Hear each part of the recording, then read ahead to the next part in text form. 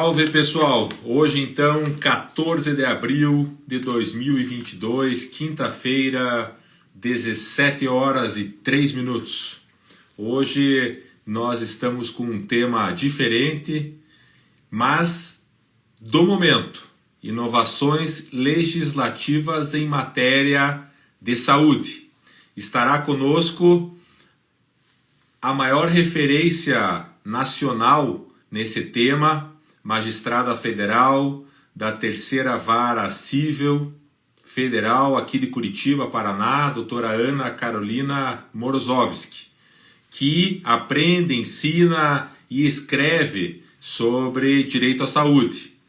E também possui um blog com vários outros colegas, um blog que já ultrapassou as fronteiras do estado do Paraná, chamado Direito em Comprimidos.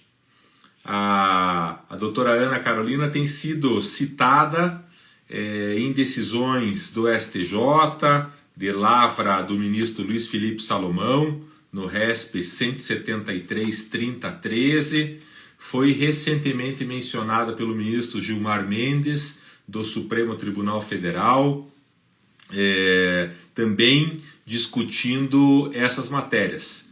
Ela já está no ar conosco, eu vou aqui já incluí-la, mas fiz questão de dar essas rápidas pinceladas iniciais antes de colocar a Ana Carolina como.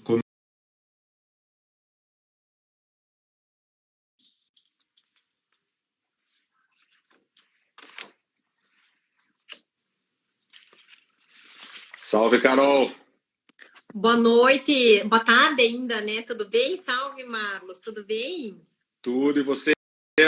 Tudo, uma alegria estar aqui hoje. Muito obrigada pelo convite, Marlos. Eu que agradeço o seu super aceite. Nós temos o nosso programa todas as quintas-feiras, 17 horas. Na época da pandemia era uma live, agora já não é mais live, agora já é um evento das quintas, que as lives já acabaram, graças a Deus.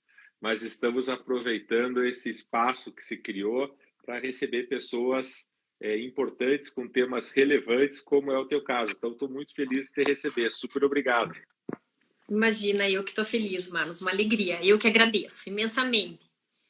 Carol, eu estava te apresentando, você é a nossa magistrada federal da Terceira Vara Federal aqui de Curitiba. É uma pessoa que aprende, que ensina e que escreve sobre direito à saúde.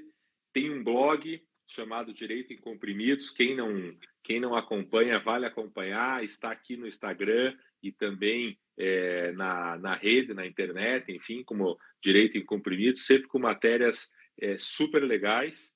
E nós temos muitos temas para falar hoje, porque o direito à saúde é um tema importante dentro da justiça e dentro desse nosso universo jurídico, porque ele vai diretamente no problema das pessoas. Normalmente, quando as pessoas procuram a justiça com um tema relacionado à saúde, não raras às vezes é um tema de vida ou morte. E você se especializou nesse tema, uma pessoa que tem dado palestras, tem escrito, quem procurar aqui na internet, eu estava dando uma olhada na preparação da nossa conversa, só no Migalhas tem aí uma enormidade de artigos teus publicados em outros veículos também.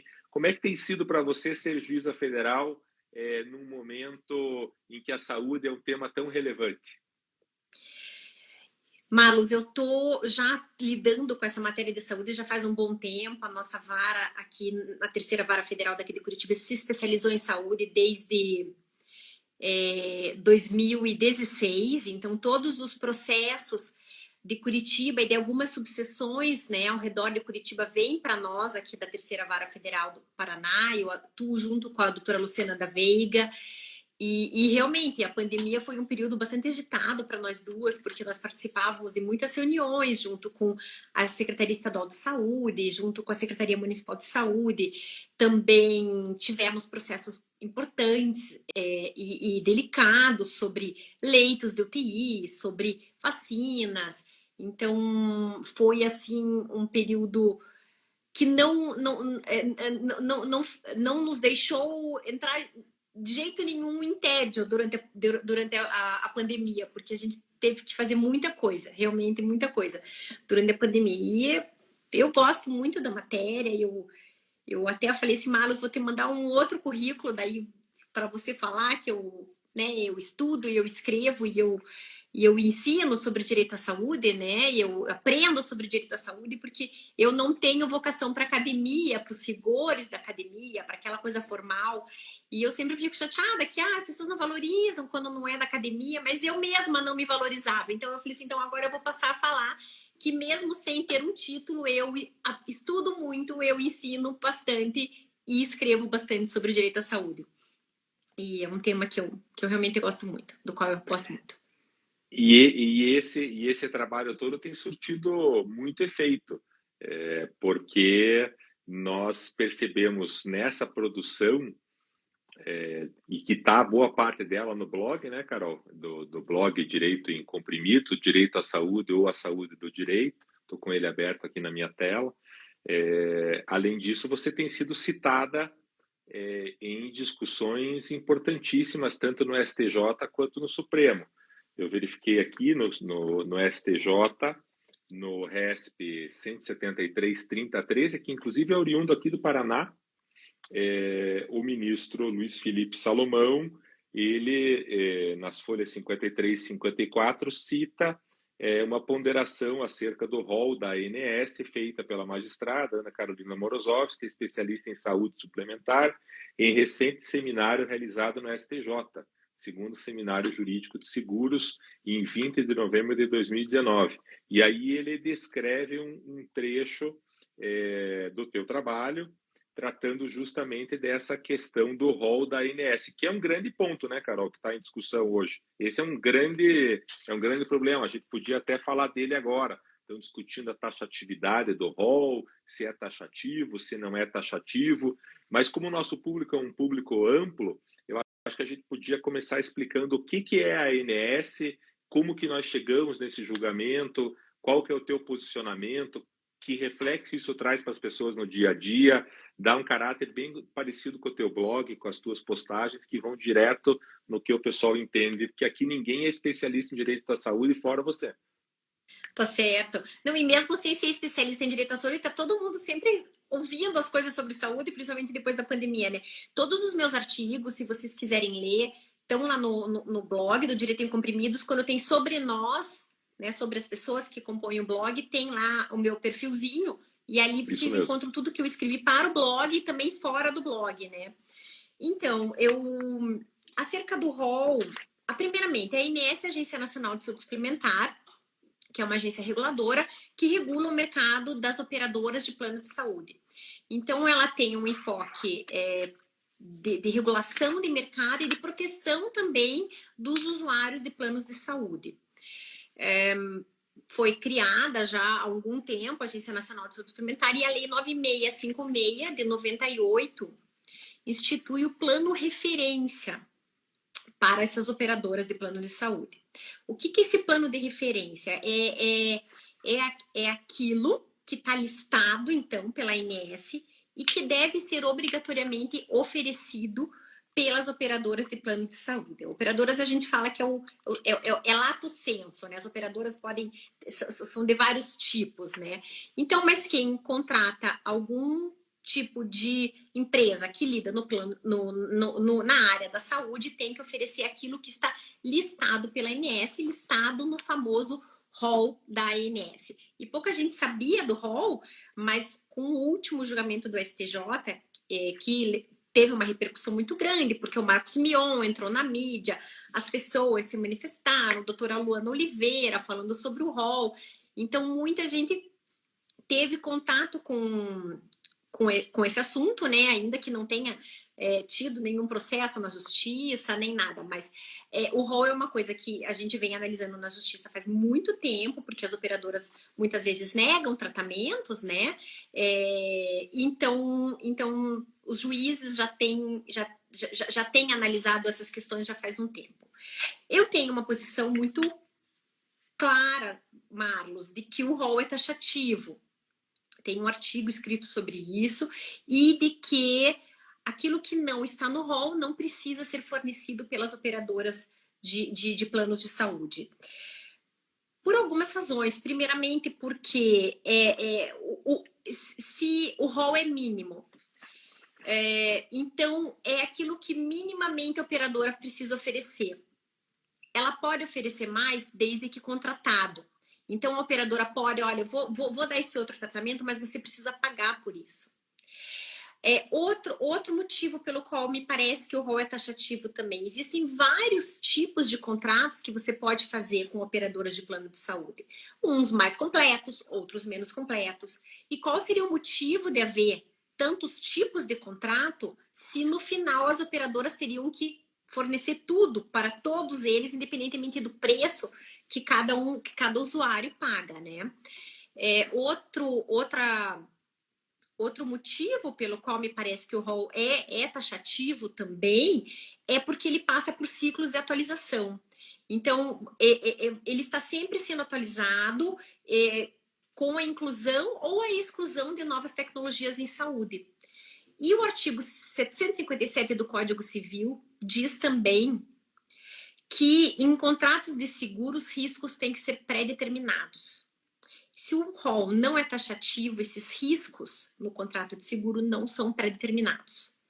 Então, por tudo isso, eu venho defendendo já há um tempo de que o rol é taxativo. Não acho que o rol seja pronto, e eu quero dizer assim, inclua tudo que tem que estar lá dentro, tá? Eu acho que talvez algumas tecnologias devessem estar lá dentro, porém, abrir o rol e torná-lo exemplificativo não me parece a saída. A saída, ao meu ver, é sim tentar incluir novas tecnologias dentro do rol, e podemos até pensar no judiciário, né, fazendo isso por meio de uma demanda. Então, eu tenho essa defesa pela taxatividade do rol. Vejo muitas coisas anedóticas, né? Porque a gente são processos anedóticos mesmo, de operadoras de plano de saúde tendo que pagar tratamentos para cachorro, porque o cachorro é importante para a recuperação de uma criança. Planos de saúde tendo que pagar filtro de marca famosa francesa com cor. Eu poderia citar outras coisas, né? Poderia falar também, e isso é o exagero da prescrição, mas posso falar também das fraudes, que existem várias, as fraudes das próteses. Então, eu gosto de consertar as coisas do jeito certo, sabe, Marlos? Eu não gosto de consertar as coisas do jeito que talvez dê uma desestruturada no sistema. E aí teve o julgamento. Diga, Marlos. Não, pode continuar. Não, e aí eu comecei a estudar o rol e fui citada pelo ministro Luiz Felipe Salomão nesse voto que é de um processo em que ele deu ares de repercussão, assim, de repetitivo, né? Deu ares de afetação para esse recurso. E, posteriormente, como a terceira turma tinha o entendimento de que o rol era exemplificativo e a quarta turma da STJ tinha o entendimento de que o rol era taxativo, alguns processos foram levados para a segunda sessão para resolver a matéria, né? São 2 processos de São Paulo, e em um deles... Oi, Márcia, obrigada. Em um deles, está sendo pedido uma eletroconvulsoterapia para um rapaz de São Paulo que tem problemas psiquiátricos, e em outro é uma criança que está pedindo a terapia ABA para autismo. Então, esse da terapia ABA, o processo ainda não foi julgado porque os ministros estão entendendo que, de uma certa maneira, o rol já foi ampliado para oferecer a terapia pretendida, porque antes havia uma limitação de sessões de fisioterapia, fonoaudiologia, nos planos de saúde e seguros de saúde, e a ANS acabou tirando a limitação para essas sessões. Então, ainda que a terapia ABA especificamente não esteja dentro do rol da ANS, existem as sessões de fisioterapia, fonoaudiologia e psicoterapia que podem suprir essa terapia ABA, né, que a parte pede. Então, o que o STJ julgou foi realmente esse pedido da eletroconvulsoterapia. E aí Fale, Marlos. Não, Eu não, me empolgo, pode eu falar. justamente ia te perguntar o que você acabou de falar, portanto eu vou continuar, deixar você falando, que provavelmente é o que eu ia te perguntar. Siga. O Tá muito ministro bom. Luiz Felipe Pode seguir. Salomão, nesses recursos especiais, né? Um é o 1886929 de São Paulo, o outro é o 1889704 de São Paulo. Ele deu o voto no finalzinho do ano passado, e aí agora voltou para a pauta. A ministra Nancy Andrighi votou, e o ministro Luiz Felipe Salomão, nessa última sessão, que foi aquela que teve as mães acompanhando acorrentadas na frente do Superior Tribunal de Justiça, né? O ministro Luiz Felipe Salomão deu uma aditada ao voto que ele havia dado. E o que o ministro Luiz Felipe disse? Ele disse assim: o rol é taxativo. Ou seja, para que haja o equilíbrio autorial nos contratos, o rol tem que ser taxativo, existe uma mutualidade, e essa mutualidade é quebrada se você amplia o rol. Porém, daí é sempre assim, nos julgamentos de saúde, sempre assim. Tem um porém, tem um mais, porque é difícil fechar a porta para a pessoa que está doente, é muito difícil.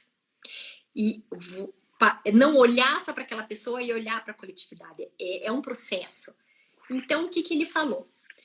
É taxativo, não pode fornecer nada além do rol, porém, quando houver a famosa agora medicina baseada em evidência, dizendo que aquele medicamento, aquele tratamento é eficaz, ou seja, funciona, a operadora pode ser obrigada judicialmente a conceder a fornecer aquele medicamento. Também, em casos de tratamento experimental, que seria o dessa eletroconvulsoterapia, seria um tratamento experimental, e o CFM, já faz algum tempinho, reconheceu como devido, e não mais como experimental, esse tratamento. E o ministro diz assim, nos casos também em que o CFM reconhece um tratamento como eficaz, o juiz também pode deferir esse tratamento.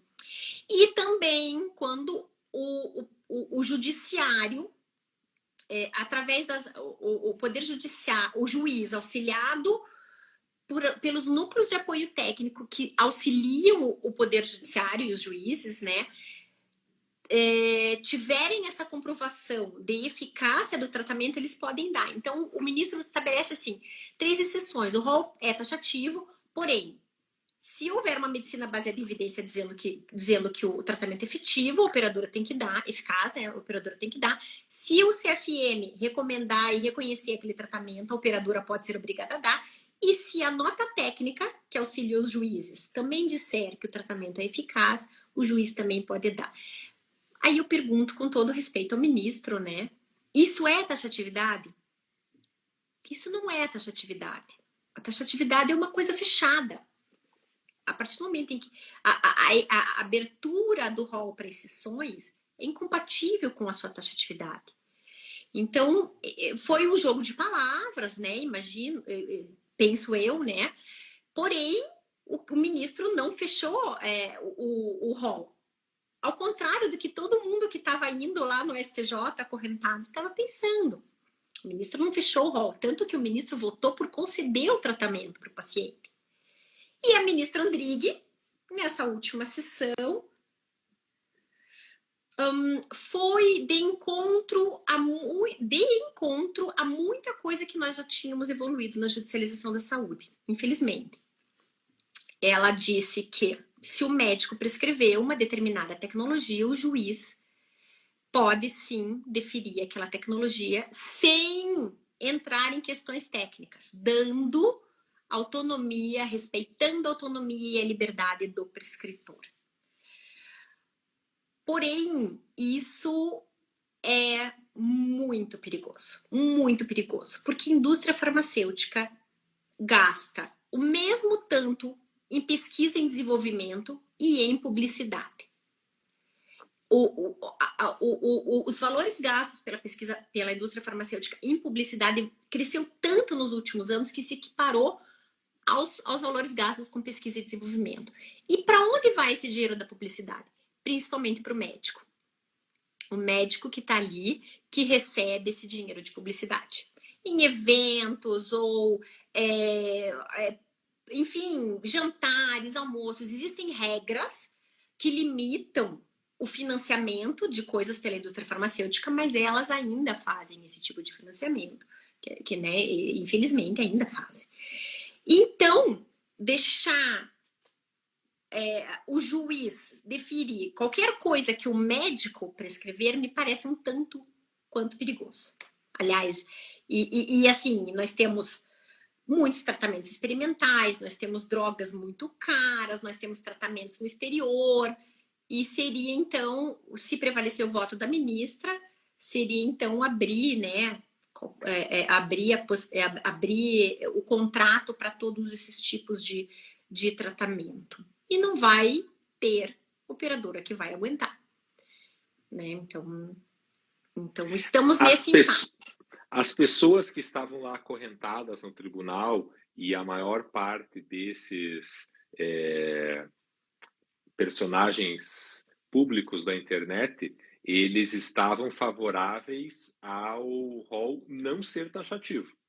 É isso? Exatamente. Quer dizer, as pessoas estão ali acorrentadas e também fazendo as suas manifestações, algumas bizarríssimas, no sentido de que o rol não seria taxativo. O ministro diz que o rol é taxativo, mas na prática abre tantas exceções que, como você disse, deixa de ser taxativo. E a ministra diz que é taxativo? Diz que é exemplificativo. Ou qualquer seja, coisa pode, desde que o médico prescreva. E qualquer aí, coisa pode. Faltam ainda 3 votos. Ainda faltam, acho que mais, né? Acho que são 6, né, Marlos? 5. São 5. Isso, então faltam 3 votos. Agora faltam pediu 3 vista. votos. O ministro Cuevas pediu vista, então tá com ele. Eu temo mais até que vingue a proposta da ministra, porque acho que daí que vai ser muito complicado mesmo. E aí entra todo um problema que você já em 2018 escreveu um artigo falando da imprescindibilidade da análise mínima do custo e efetividade nas ações de saúde. E você discorre nesse teu artigo sobre a questão econômica disso tudo. Lá você estava fazendo, como a gente normalmente faz, um viés pensando em SUS e no dinheiro nosso do Estado. Mas essa análise econômica, ela é feita também, ou deveria ser feita aqui no privado, quando a gente está falando de planos de saúde? Sim, Marlos, a lei estabelece que o processo de atualização do rol pela ANS, ou seja, a inclusão de novas tecnologias, deve passar por essa análise de custo-efetividade também. Porque nós temos muitas drogas, por exemplo, para oncologia, que é a área mais pesquisada e que tem mais drogas surgindo a cada momento. A maioria das drogas oncológicas não fornece mais do que 2 meses a mais de vida para o paciente. É muito pouco. E por um preço geralmente muito alto. Então, vamos supor, uma droga muito cara que vai ampliar a sobrevida de uma pessoa em 2 meses, a gente diz que ela não é custo-efetiva. Não vale a pena gastar todo aquele dinheiro para aumentar a vida de uma pessoa em 2 meses. Isso sempre pensando em coletividade, né, Marlos? Lógico. Individualmente, nós podemos sim, lógico, argumentar que vale a pena, qualquer preço vale a pena, mas quando a solução passa pelo coletivo, a análise do custo-efetividade é fundamental, não só para o sistema público, como para o sistema privado. As drogas estão vindo muito caras e esse é um ponto que vai cada vez mais estar aí na ordem do dia. Teve uma lei agora recentemente que foi aprovada para que se fixe um limite de custo-efetividade para o Sistema Único de Saúde, que me parece também algo a se festejar, porque dá uma transparência no processo de tomada de decisão. Então, a ANS também tem que verificar esse custo-efetividade quando inclui alguma terapia no rol. E quando é o juiz que manda fornecer, isso não é visto, né? O custo-efetividade não é visto. E essa ressalva que você fez é super interessante, porque essa análise econômica, ela precisa ser feita, não tem outro jeito. E essa análise econômica, ela nunca é feita pensando numa pessoa, ela é sempre feita pensando em todos nós, né? Não é em todas as pessoas, é em todos nós. Não adianta o juiz, e aqui é um palpite de quem sequer milita nessa área, mas lá, quando estudei alguma coisa de políticas públicas, percebi que não adianta a gente querer simplesmente que o juiz defira e conceda aquele tratamento fora de uma análise econômica disso para todos nós. E essa é uma dificuldade que imagino extrema do juiz, porque ao juiz não é apresentado nenhum caso que não seja específico. Ele está tratando ali da concessão ou não de um medicamento para a pessoa A ou para a pessoa B. E ele deve ou deveria ou não deve, aí depende de cada um como enxerga, fazer uma análise econômica que não é uma análise econômica daquela pessoa A que está pleiteando, mas sim uma análise econômica de toda a coletividade que vai passar a ter direito àquele medicamento ou aquele tratamento, e cada situação dessa, no limite, é uma grande tragédia. Estou muito errado ou é esse mais ou menos o caminho de vocês que estudam diuturnamente isso, Carol? Não, é esse o caminho mesmo, Marlos. Eu costumo falar que o juiz da saúde tem barreiras na hora de decidir, barreiras técnicas, porque é muito difícil analisar as evidências científicas e saber o quanto de uma droga dá mais de vida. E tem muitas existem muitas barreiras psicológicas para o juiz da saúde também, porque tem aquela vida lá na frente dele, né?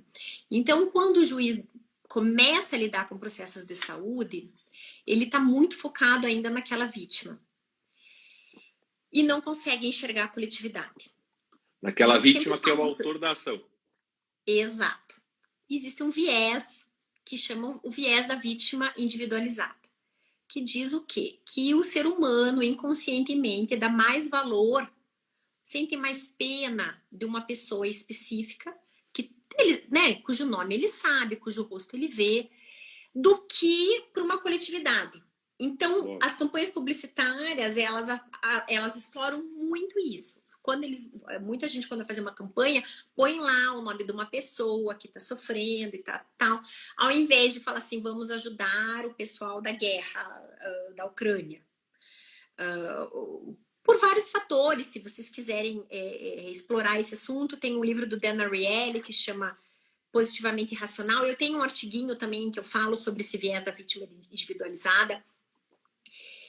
E quando é que nós vamos conseguir enxergar a coletividade juntamente com o indivíduo? Porque eu não acho que seja o caso da gente esquecer do indivíduo. A gente tem que ponderar entre o indivíduo e a coletividade. A gente consegue começar a enxergar a coletividade quando a gente se dá conta de como funciona o Sistema Único de Saúde. Tô falando aqui mais da saúde pública, que realmente o meu lugar mais é no SUS mesmo, e não na saúde suplementar.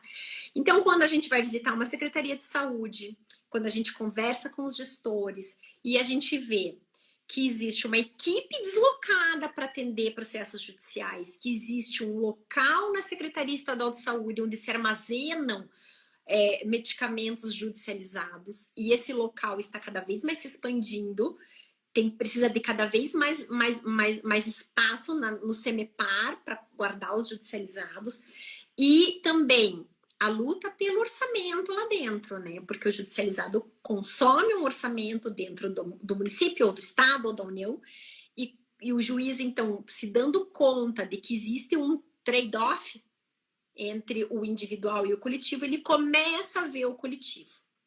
Então, eu escuto muitas vezes, puxa, mas tem tanta corrupção no país, como que não pode dar um determinado medicamento? Pois é, mas ninguém vai deixar de se corromper para pagar um medicamento judicializado. Isso é uma ingenuidade. O dinheiro vai sair de dentro do orçamento que já existe para a saúde. Então, você vai estar dando para uma pessoa e vai estar tirando de outras. E o juiz precisa ter muito claro que ele não vai estar só ajudando, que ele também vai estar prejudicando. Se ele acha que não, nesse caso eu vou ter que beneficiar o autor da ação, ok? Mas ele tem que ter isso em mente, de que vai estar tirando de algum lugar. Infelizmente, o dinheiro é finito, né, Marlos? Exatamente, e esse é um ponto, é difícil de dizer isso, e por isso eu acho a tua posição muito corajosa, porque quando a gente trabalha com as coisas claras, é um ato de coragem. Eu sustentei um caso aqui no Tribunal de Justiça em que o réu era confesso de corrupção, ele confessa, tem uma redução da pena por confessar a corrupção, mas mesmo assim eu rebato o argumento do Ministério Público que diz que aquele dinheiro que foi recebido como corrupção deixou de construir escolas ou deixou de fornecer alimentação. Não, ele não deixou de fazer nada disso, porque aquele dinheiro que foi desviado da corrupção, naquele caso específico, não estava destinado nem para a construção de escolas, nem para a parte da alimentação, e para quem entende o mínimo de política, de gestão de política, sabe que o dinheiro vem carimbado. O dinheiro, eu imagino que aí na área da saúde, ele é finito, como você disse, ele é finito, eu tenho X. Não adianta eu conceder X vezes 100 que não tem esse dinheiro. A mesma coisa, eu não vou recuperar o dinheiro da corrupção, e aqui todos sabem que eu sou frontalmente contra a corrupção e tudo isso, mas não adianta nada eu achar que esse dinheiro vai resolver outro problema, porque ele foi tirado de outro lugar, são bolsos diferentes que não se comunicam. As pessoas têm dificuldade para enxergar isso, né, Carol? Mas eu achei super corajosa aí essa tua manifestação. 2 pontos aqui, tenho vários outros pontos para falar com você, mas esse primeiro ponto está bem interessante, eu preciso te perguntar. O Luiz Roberto me perguntou aqui, essa questão da taxatividade que a gente está discutindo, ela só é referente aos planos de saúde ou ela também vai valer para o SUS? Ou o SUS é outra coisa completamente diferente? São 2 regimes diferentes, mas que são bastante semelhantes. Existe uma taxatividade no SUS também, e que também, de certa forma, é discutida, porque, afinal de contas, as pessoas pedem muito na justiça aquilo que não está no elenco do SUS.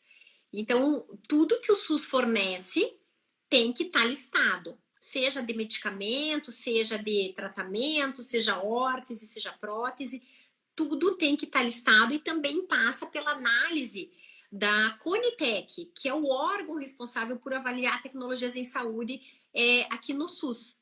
Então, a ANS faz essa análise para a saúde suplementar e a Conitec faz a análise para o Sistema Único de Saúde.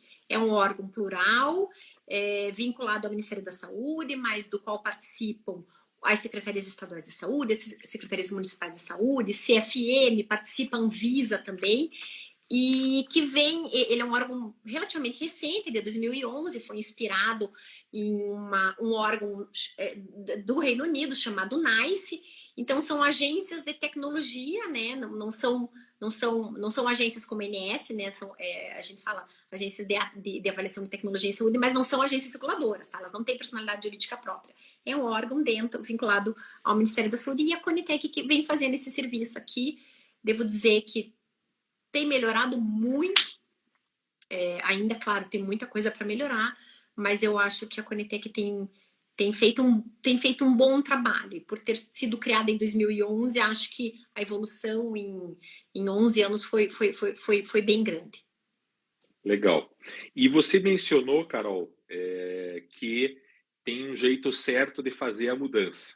E aqui a gente também está de acordo. Nesse caso específico, para nós termos um rol taxativo e mais efetivo, um rol taxativo e mais amplo, como queiram, como que as pessoas devem se organizar para pressionar e conseguir essa mudança? Isso no SUS, Marlos.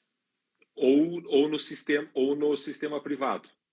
Tá, então tá. No sistema privado, quem pede a análise da tecnologia em saúde para a ANS é qualquer pessoa. Qualquer pessoa pode pedir que se analise uma determinada tecnologia. No SUS até também, sabe? Só que o que acontece? As pessoas físicas, por exemplo, têm muita dificuldade, porque se exige uma documentação completa, não só de evidência científica, como também essa análise econômica.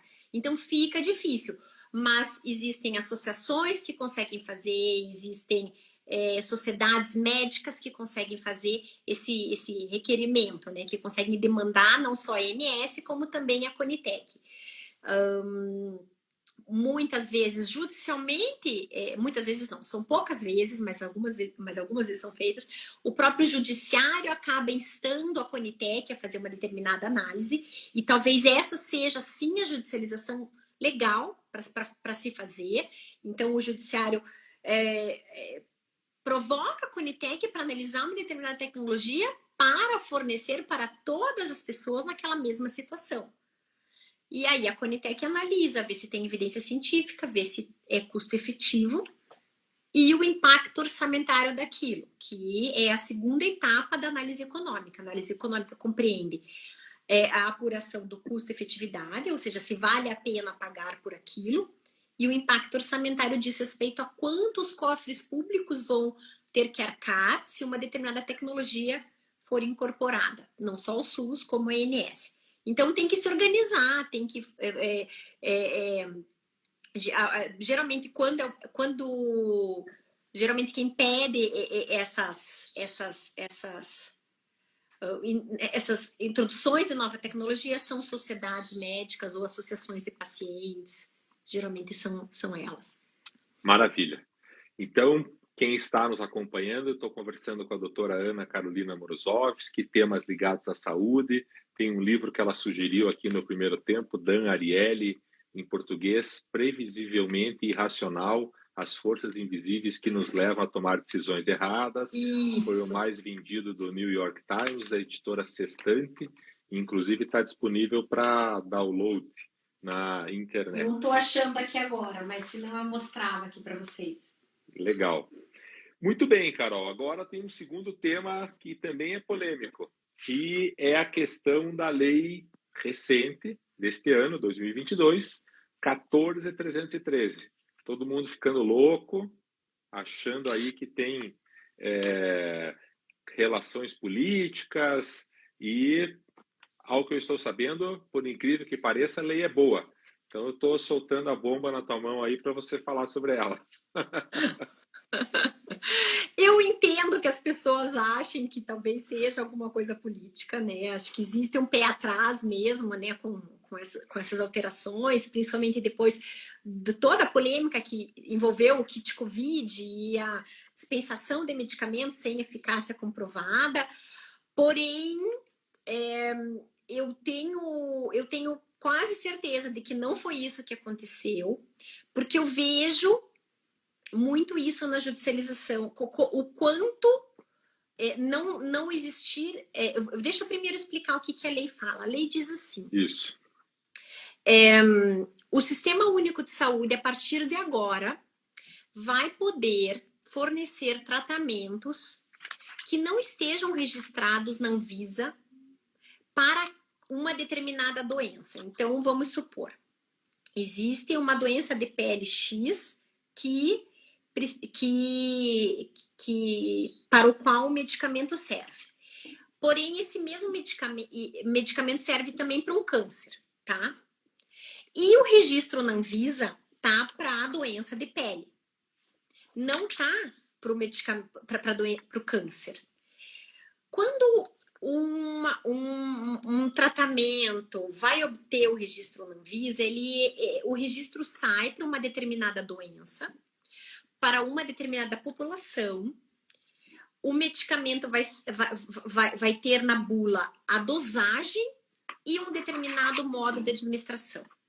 Isso a gente fala que é o on-label. Então, o uso numa determinada população, para uma determinada doença, na dosagem especificada na bula e pelo modo de administração da bula, é o uso on-label do medicamento, o uso dentro da bula.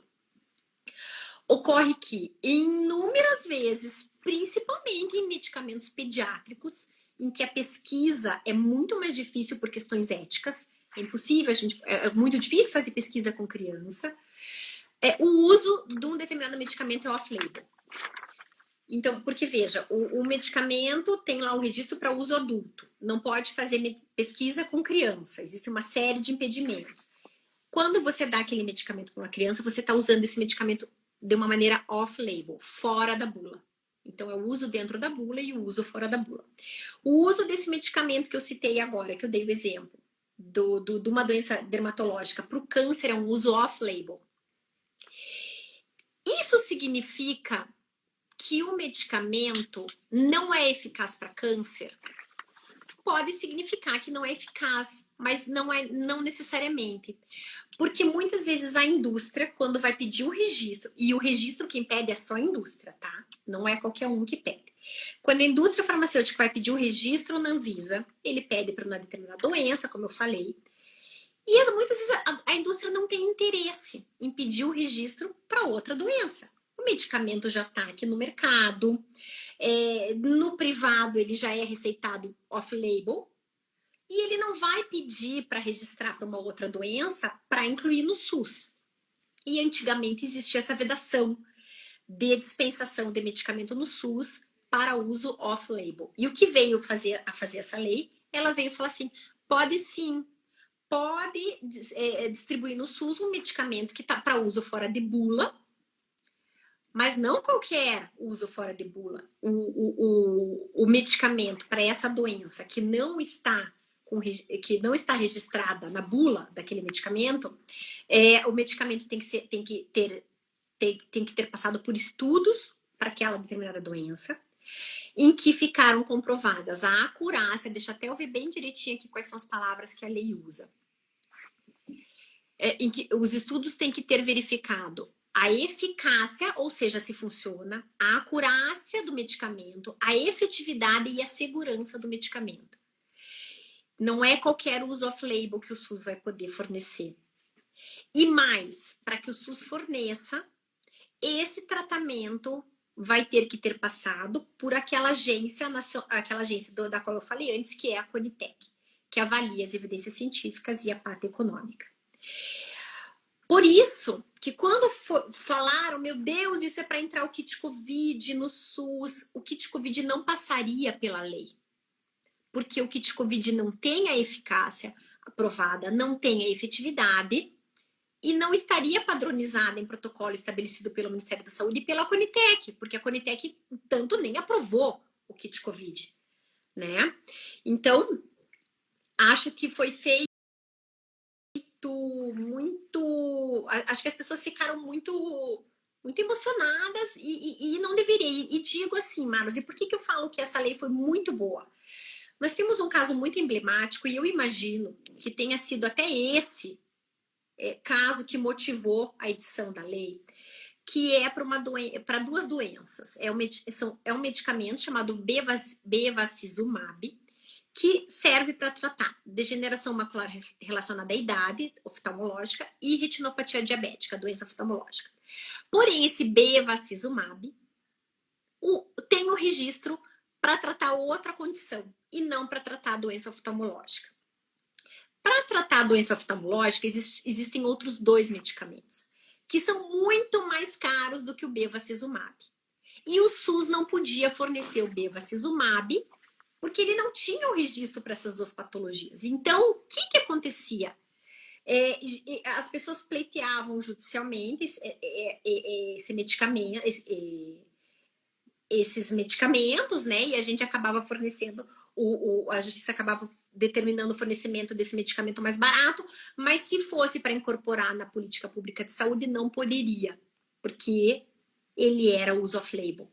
E agora, ou seja, o SUS gastou muito dinheiro judicialmente para pagar esse medicamento, né, esses medicamentos, quando ele poderia ter incorporado o medicamento de uso off-label, e aí faria uma compra maior por um preço muito mais barato.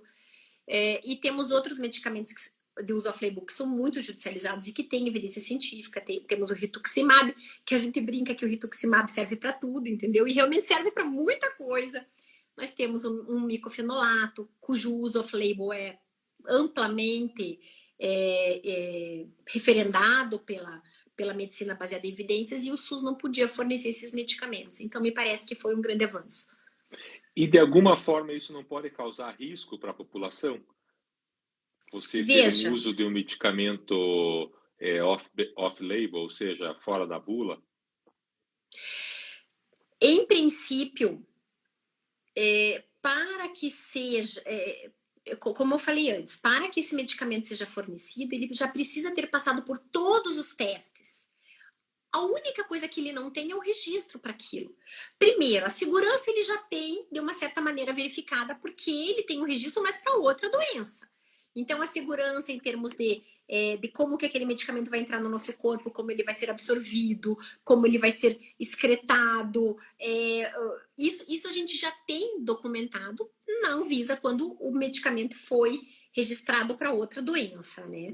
E a questão de se vai fazer efeito ou não, vai ser aferida por estudos clínicos que vão poder dar segurança na hora de receitar aquele medicamento off-label. Então, não é qualquer medicamento off-label, é um medicamento off-label que está respaldado pela medicina baseada em evidências. E, claro, qualquer medicamento vai apresentar risco, Marlos. Então, isso é outra coisa que a gente tem que entender.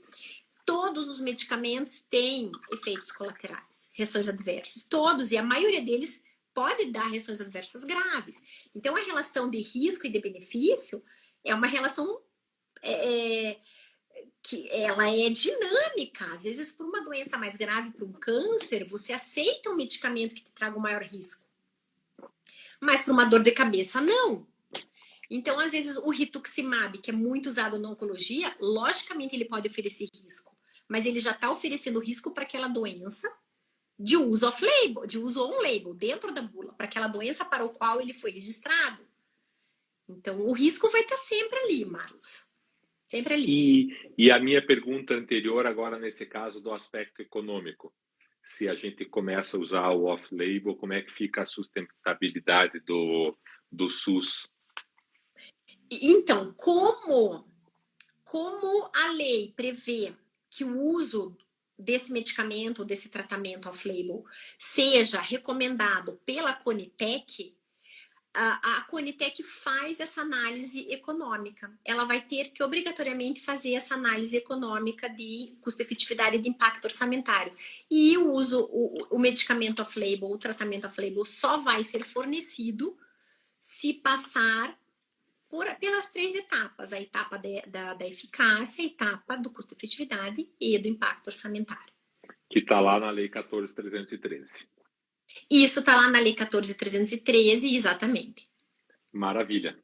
E aí tem a nossa última questão, tão polêmica quanto as outras, que é a questão do cannabis. Está todo mundo achando que o cannabis está quase liberado para qualquer coisa, inclusive para o uso recreativo. Aí a gente vai ler, não é nada disso. Então, como é que está essa situação da cannabis, Carol? Bom, em primeiro lugar, Marlos, a gente tem que deixar bem claro que a gente não está falando de uso recreativo aqui, tá? Certo. A minha área não é essa é a tua área. A tua área eu quero dizer, porque seria um crime, né, Marlos? Então, na parte do direito penal, eu deixo para você. Eu vou falar sobre a parte terapêutica, cannabis para fins terapêuticos. E não quero, e eu tô longe de ser uma pessoa conservadora, eu também não vou fazer apologia a nada, mas enfim, eu não quero que achem que eu tenho qualquer viés religioso aqui para analisar essa questão. Não, eu me acho, pelo menos, bastante sem viés para analisar essa questão. O que nós temos hoje é que a indústria da cannabis... O assunto é tão tabu que a gente tem que fazer todos esses esclarecimentos no começo, né? Exatamente, todos os esclarecimentos no começo, para depois não acharem que, né, que eu tenho que a gente tem enviesado, exatamente. Então, a indústria da cannabis é uma indústria que cresce muito a cada ano, uma indústria que movimenta muito dinheiro. E ela está instalando uma certa panaceia na medicina, porque a indústria propõe que a cannabis cura de um tudo, como diz o povo, né? Cura de um tudo, resolve todos os problemas.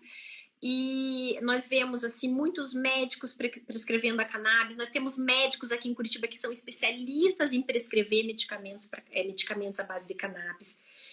O fato é que quando a gente fala em evidência científica, nós temos pouquíssimas demonstrando a eficácia da cannabis.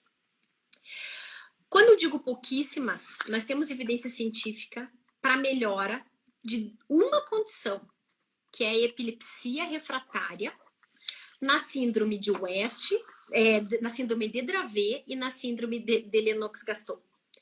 É a única condição em que nós temos evidência científica dizendo que a cannabis funciona. Dor, sono, esclerose, nada disso tem evidência científica. Nada. Eu até uns dias achava que talvez isso se desse porque ainda não tem muita pesquisa na área. Porém, fiquei sabendo que existem indicadores, existe uma métrica na medicina baseada em evidência que faz um prognóstico para ver se vai ou não surgir uma evidência boa em relação a uma determinada tecnologia de saúde. E o prognóstico para cannabis não é bom. Muito provavelmente não haverá evidência científica para sustentar o uso de cannabis para muitas patologias, para a maior parte das patologias para as quais ela tem sido receitada. E assim, o canabidiol é um medicamento caro, não é um medicamento barato. Agora surgiram mais opções no mercado nacional, mas é um medicamento caro e vai custar muito dinheiro para incorporar no SUS, né? E nem poderia, porque não vai passar pelo crivo da eficácia que a Conitec tem que fazer. E outra ressalva bastante importante, Marlos, que a gente tem que fazer, que plantar cannabis não adianta para curar doença nenhuma. Porque para que você extraia o canabinoide, que eventualmente vai curar uma doença, você precisa de um processo. Não adianta achar que você vai plantar a cannabis na sua casa e que você vai usar para tratar doença. Não vai. Porque junto com aquela cannabis vão vir vários canabinoides que são tóxicos, que não fazem nada, que vão fazer mal para você e você precisa separar. Então, o que nós temos hoje é evidência para o canabidiol, para epilepsia refratária nessas duas síndromes. Os dois canabinoides mais famosos são o canabidiol e o THC. O THC, por exemplo, tem alguns medicamentos com THC, ele não pode ser usado por pessoas com menos de 25 anos. Porque ele induz o estado psicótico, ele traz uma série de efeitos colaterais. Então, por exemplo, eu vou plantar uma maconha para tratar o meu filho. O seu filho vai estar tomando THC junto, que não pode, que vai fazer mal para o seu filho.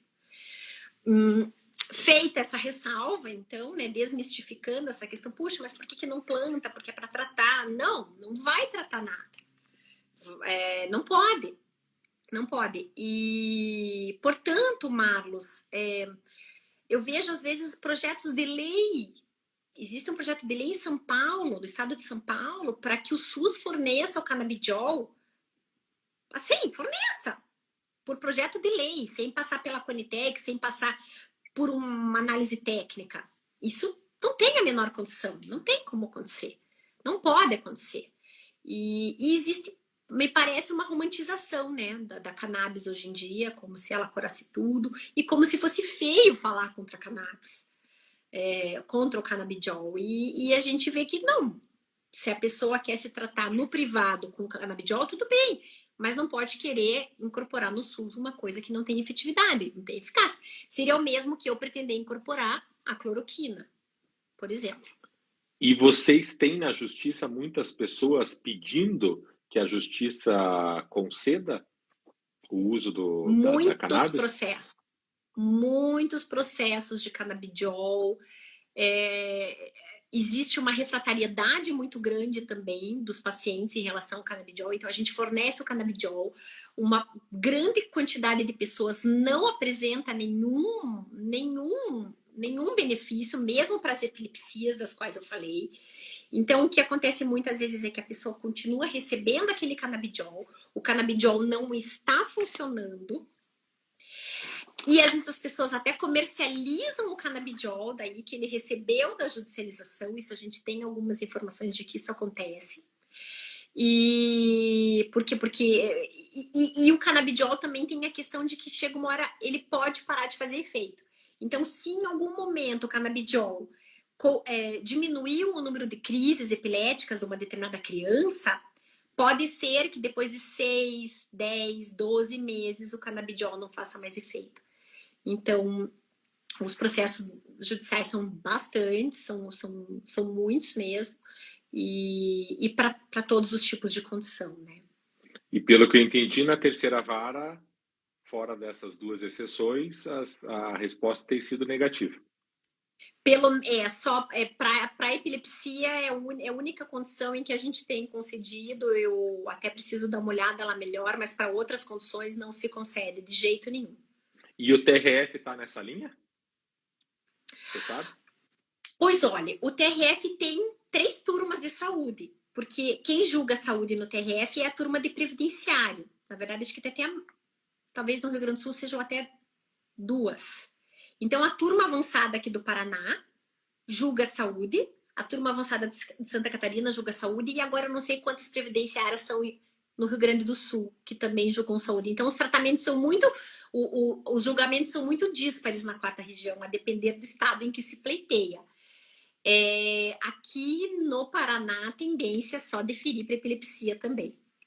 E o STJ, você sabe? Eu pergunto porque essa matéria entre os criminalistas, ela é muito interessante, porque está se discutindo um viés completamente diferente, se é crime, se não é crime, quantidade, etc. E entre o grupo dos criminalistas tem pelo menos um advogado que é especialista em justamente requerer essa cannabis para uso de medicamento. Então é uma notícia que a gente acaba acompanhando aí todos os dias, mas sob o viés do advogado. E lá se comemoram as decisões de primeiro grau. E eu não tenho notícia de decisões de segundo grau ou do STJ, que imagino que em algum momento vai ter que se posicionar, porque se já existem projetos de lei, como você disse, querendo que se distribua o cannabis pelo SUS, em algum momento o judiciário vai ser chamado a falar sobre isso também, né? Exato, existe julgamento do STF de repercussão geral, dizendo que para que um juiz conceda uma tecnologia em saúde, ela tem que estar respaldada pela medicina baseada em evidências. Então, teoricamente, nenhum juiz poderia, né, determinar o fornecimento de cannabis para outros fins que não esses. E é esse julgamento que é a repercussão geral 6. Que inclusive o Gilmar Mendes te cita, que a gente falou no começo da live.